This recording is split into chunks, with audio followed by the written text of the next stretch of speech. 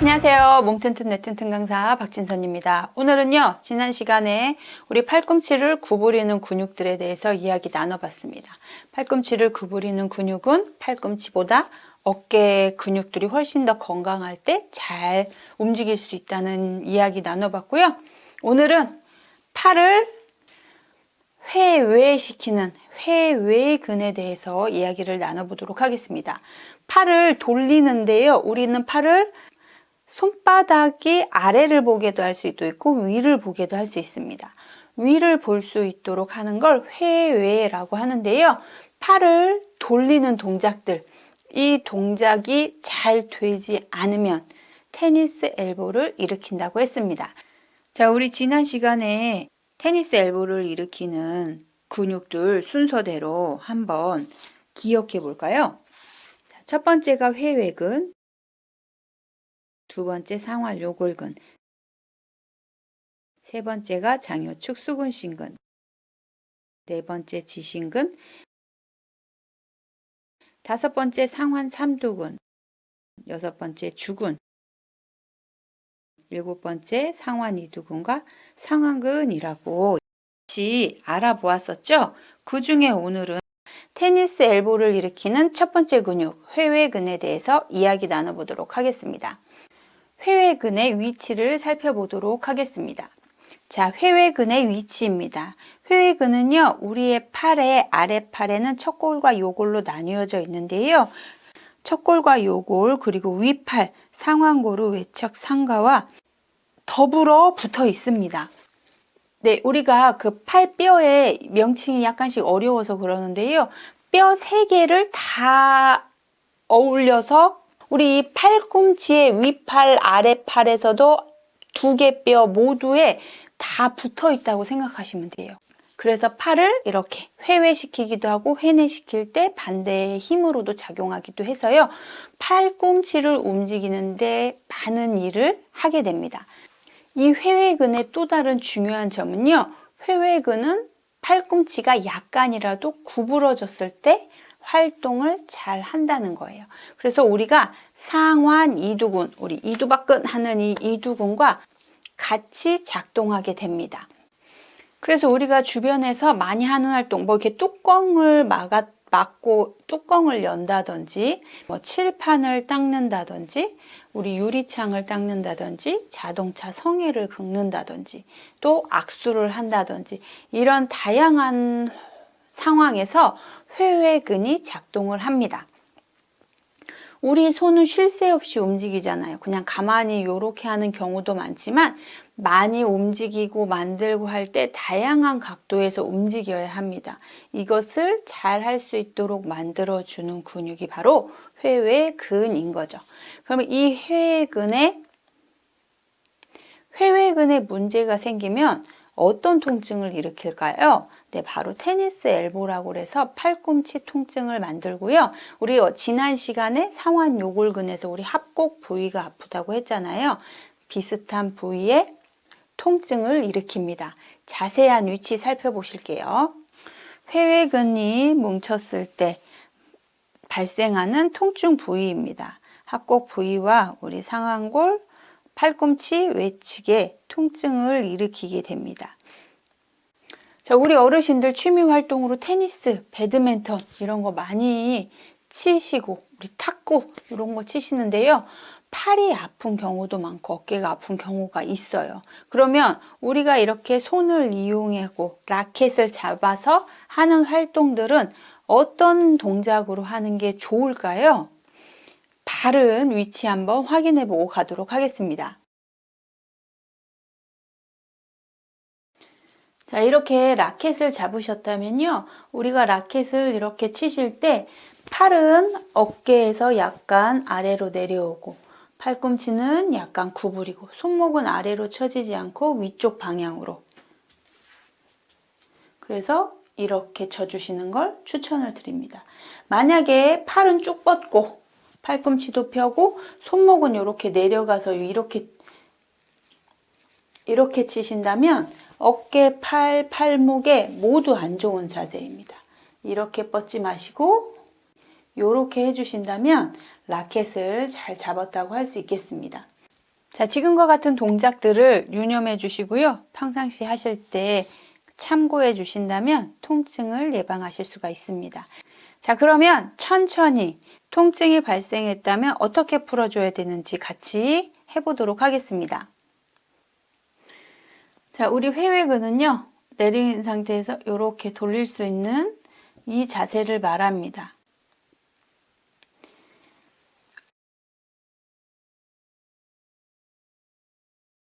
그림에서도 보셨듯이요, 우리 손을 이렇게 하신 상태에서 이 위쪽에 있다고 생각하시면 되거든요. 그래서 관절에 가까운 쪽에 손을 얹어 보시면 많은 분들이 아프다고 생각하실 거예요. 아프지 않다면 시원하다고 느끼십니다. 이 부위를 잡고 손을 움직여 보세요. 그러면 회외근이 딸깍딸깍딸깍 걸리시는 걸 확인하실 수 있으실 거예요. 이렇게 움직일 때 잡히는 그 근육이 바로 회외근입니다.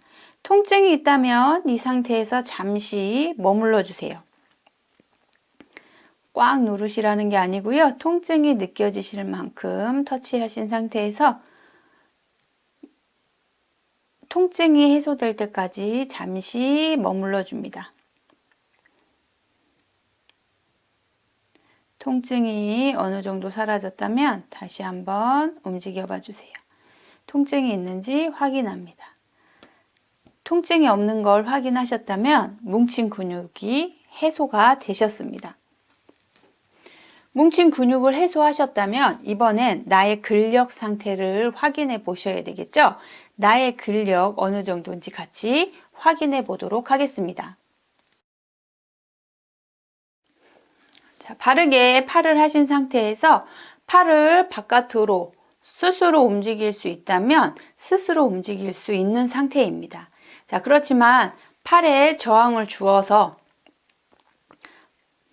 안으로 하려고 하고 바깥으로 하려고 힘을 주어 보세요.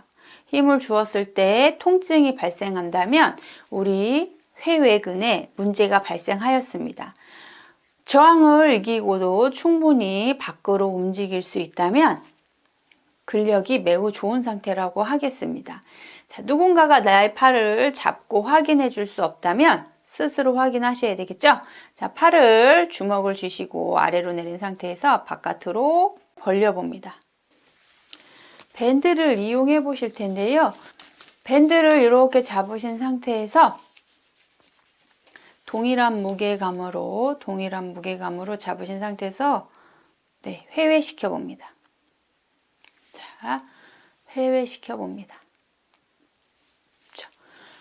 충분히 회외하는데 문제가 없다면 10초 버티기를 해보도록 하겠습니다.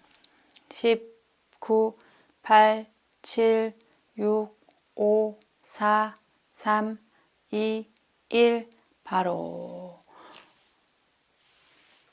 회외시키면서 큰 어려움이 없으시다면 회외근이 잘 작동하고 있습니다. 하지만 회외를 시켰는데 자꾸 힘이 빠져서 돌아오게 된다면 근력이 약화된 걸 확인하신 겁니다. 약해진 근력은 강화시켜야 되겠죠? 그러면 강화 활동 한번 같이 해보도록 하겠습니다. 처음에 손에 힘이 없으실 경우에는요, 그 자리에서 맨손으로만 활동해 줍니다. 손을 들고 있기 어렵다면 팔걸이가 있는 의자를 선택해 주셔도 좋습니다. 팔을 움직여주며 반복해서 회외시켜 주세요. 10번을 해보도록 하겠습니다. 하나, 둘, 셋, 넷, 다섯, 여섯, 일곱, 여덟, 아홉, 열. 자, 이렇게 반복을 해주시고요. 나는 조금 더 힘을 키우고 싶다 하시는 분들은 저항을 이용해 보도록 하겠습니다.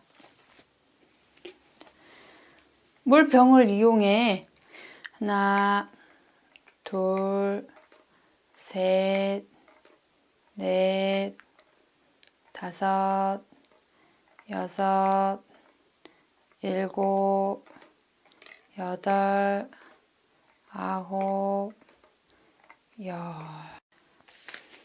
아령을 이용하셔도 좋겠죠. 자, 이번에는 밴드를 이용해 보도록 하겠습니다. 아까 파워를 확인하신 방법과 동일한 방법으로, 자, 이 상태에서 하나, 둘, 셋, 넷, 다섯, 여섯, 일곱, 여덟, 아홉, 열. 여기서 주의하셔야 될 거는요, 팔을 회외시키는 과정에서 팔꿈치를 이렇게 어깨가 회전되는 걸 예방하시는데 신경 쓰시고요. 이렇게 팔이 벌어지지 않도록 팔에 회외만 될 수 있도록 반복하고 집중해 주시면 훨씬 더 회외근을 정확하게 운동시키실 수 있습니다. 자, 이렇게 하시고 나서 팔을 움직여 보시면 조금 힘이 강해지셨다고 느껴지시나요? 네, 평상시에 외측 상과 테니스 엘보로 힘이 드시고 테니스나 배드민턴, 탁구 등을 많이 하시는 분들이라면 회외근에 신경을 써주시면 좋을 것 같습니다. 한 번 더 강조드리지만 우리의 팔꿈치 근육들은 어깨 근육이 단단하고 힘이 있을 때 조금 더 힘이 잘 생긴다는 거. 어깨 근육은 우리 가운데 중심 근육이 튼튼할 때 더 잘 활동한다는 거를 꼭 기억해 주시고, 통증을 잡아가는 우선순위를 선택해 주신다면 더 건강해지실 거라는 거 꼭 기억해 주셨으면 좋겠습니다. 자, 그럼 우리 평상시에 물건을 들 때 이렇게 막 무거운 거 드실 때 막 이렇게 팔을 쭉 늘어뜨려서 드시는 것보다는 팔꿈치로 들어서 바짝 몸에 안아 올리는 게 우리 팔에 무리를 덜 주는 방법인데요. 팔로 드는데도 여러 가지 방법이 있습니다. 저희가 물건을 들 때, 자, 물건을 들 때 이렇게 손바닥을 아래로 가게 해서 요렇게 옆에서 확인하시면 요렇게 드는 경우가 있는데요. 또 어쩔 때는 물건을 이렇게 드는 경우가 있습니다. 자, 옆에서 요렇게 드는 경우가 있고요.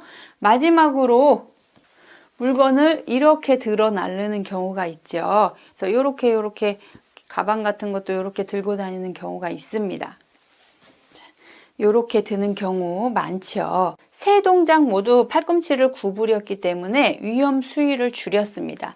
하지만 손 모양에 따라서 이렇게 할 경우, 이렇게 할 경우, 이렇게 할 경우에 따라서 잡아주는 힘의 크기가 다르다고 하는데요. 어떻게 들 때 가장 많은 힘을 사용하게 될까요?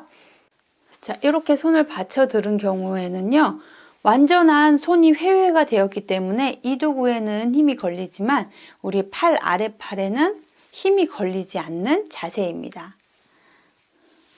자, 두 번째 자세에서는요, 손이 중립 위에 있으므로 두 근육 모두에서 부하가 걸립니다. 이때는 가장 강력한 힘을 발휘할 수 있게 됩니다. 자, 마지막으로 손바닥이 아래로 향해 있을 때는요, 상완 이두근에는 팔 위쪽에는 부하가 걸리지 않고 아래팔 쪽에만 부하가 걸리는 경향이 있습니다. 그래서 우리 어르신들은 물건을 들 때 어떻게 드시는 게 좋겠어요? 요렇게 중에, 네, 맞죠? 요렇게 드시는 걸 추천을 드리도록 하겠습니다. 이렇게 들 때만 내 팔의 근육들이 다 같이 힘을 쓰기 때문에 적은 힘으로도 무거운 물건을 들 수 있게 됩니다. 우리가 아기들도 이렇게 안아 들어 올리잖아요. 아기를 안전하게 보호하기 위해서도 그렇지만요, 나를 보호하는 방법이 된다는 거. 그래서 물건을 들 때 이렇게 드시는 거, 요렇게 드시는 거, 요렇게 받쳐 드시는 거, 어느 거라도 할 수 있지만 나를 보호하기 위해선 이렇게 드시라는 거 기억해 주시고요. 평상시 가방 매는 습관으로도 나의 팔꿈치를 보호하실 수가 있습니다. 자, 우리 어머님들 중에서는요, 아직도 손빨래를 고집하시는 분들도 있고요. 또 속옷 같은 거, 그리고 여름에 옷이 조금 나올 때는, 아우, 그냥 손빨래 얼른 하면 될 걸, 무슨 세탁기까지 써요, 라고 말씀하시는 분들이 계신 것 같아요. 근데 이런 분들, 손빨래 하는 것까지는 괜찮은데, 이렇게 빨래 짜다가 팔이 많이 아프신 경우가 많이 발생하거든요. 그래서 우리 손빨래, 깨끗하게 안 지는 것 같아서 손빨래 하셨다고 하더라도 탈수 정도는 세탁기한테 맡기시는 거 추천을 드리도록 하겠습니다. 아이고, 강사님 그냥 하면 되지 뭐, 이렇게 하시는 분들이라도 팔이 아프실 때는 내가 이 손빨래 조금 하는 것 때문에도 아플 수 있다는 걸 기억하신다면, 내가 아플 때는 조절을 하실 수가 있겠죠. 요즘 우리가 강아지들을 굉장히 많이 키웁니다. 그래서 우리 강아지들 산책하시는 일을 도맡아서 하고 계시는데요. 우리 애견들을 산책하실 때 이렇게 목줄을 달고 나가시잖아요. 목줄 하지 않으면 벌금도 맞고 주변에 혹시 사고가 일어날 수 있기 때문에 반드시 목줄을 하셔야 되는데, 이 목줄을 하고 이렇게 하다 보면 우리 라켓 이렇게 아래로 잡은 나쁜 자세처럼 가장 우리 팔에 안 좋은 자세가 될 수 있습니다. 그렇기 때문에 애견과 함께 산책하실 때는 항상 내 팔이 애견에 끌려가는 형국이 되지는 않은지 기억하셔서요. 이렇게 나란히 옆에서 걸고 가볍게 손은 구부리고 팔목도 약간 세우고 걸으실 수 있을 정도의 자세를 취할 수 있도록 항상 기억을 해주시면 좋겠습니다. 강아지 산책할 때 팔이 손상되지 않도록 잔 빨래 하시고 빨래 짤 때 근육이 손상되지 않도록 집중해 주시고요. 우리 테니스나 배드민턴, 탁구를 즐겨 하시는 우리 아버님들은요, 내 팔이 이렇게 쭉 펴지는 동작으로 자꾸 방어에 집중하는지 아니면 나의 신체를 잘 조절하면서 공격에 집중하시는지 기억을 해주시고요. 이 동작들을 적절히 사용하신다면 우리의 팔꿈치 부상 그리고 여기 합곡의 통증을 일으키는 일을 예방하실 수가 있습니다. 관절이 건강해야 기쁘고 내 신체를 활발하게 움직일 수 있습니다. 활발하게 움직이실 때만 우리 뇌가 건강하다는 거 기억해 주셨으면 좋겠고요. 여기서 깜짝 퀴즈 시간입니다. 테니스 엘보를 일으키는 첫 번째 근육인 이 근육은 무엇일까요? 팔꿈치를 구부리는 상완이두근과 같이 작동하게 되는 이 근육은요, 우리 상완골과 요골, 척골을 모두 감싸고 있는 근육입니다. 이 근육의 움직임에 따라 우리 아래팔 그리고 우리 손의 자율성을 더 보장해 주게 되는 이 근육의 이름을 적어주세요.